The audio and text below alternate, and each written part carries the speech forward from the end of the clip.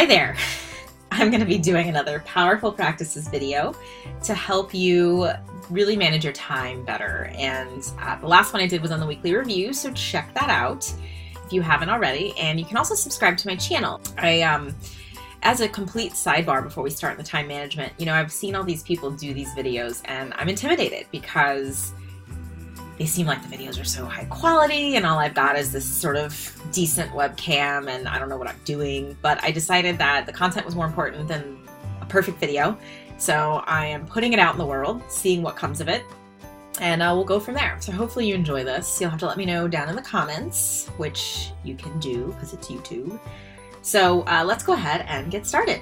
If you've ever kept a time diary, you have probably found it really illuminating. Even if you track what you do just over the course of one day, it's really interesting. So I've pulled up my time diary here just to walk you through a little bit of how this works. I consider keeping a time diary over the course of a week a really powerful practice because it gives you an idea of how you're actually spending your time. This is not a brand new idea. As I mentioned, this is something I stole from Laura Vanderkam.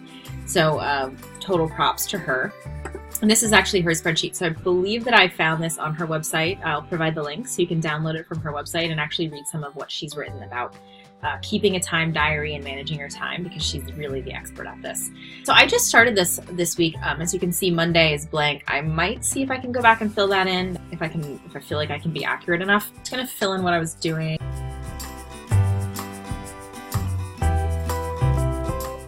So that is my time diary, and as you can see, this keeps track of your time, pretty much what you're doing every 15 minutes. I have to go back and figure out what I was doing at 11. It goes from Monday to Sunday, and then you can make any notes. And as you can see, I started this a while back, did not finish it. I was able to get through a single Monday, but didn't do anything else. And so I'm going to try this week to set a reminder in my phone just to kind of every couple of hours stop and keep track of what's going on with my week. I can show you what a full time diary looks like.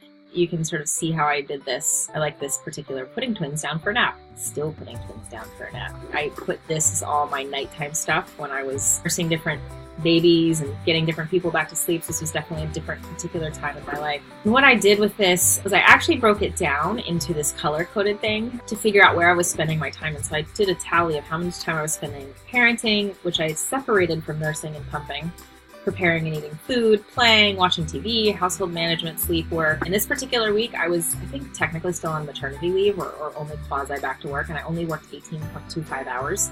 This was a point at which I realized I was like, wow, I really need to be doing more work. No wonder I'm not getting to the things that I need to work on. Even though I was kind of on maternity leave, I still had some tasks that I was supposed to be working on. I only spent 3 hours over the course of the week with my husband, which was a huge red flag to me that something was going on. At least I spent more time with my husband than I spent on social media, so that was definitely a benefit. And, was actually spending more time exercising than I probably realized. So this was a pretty decent week, and I think a really good snapshot of where my life was at that time.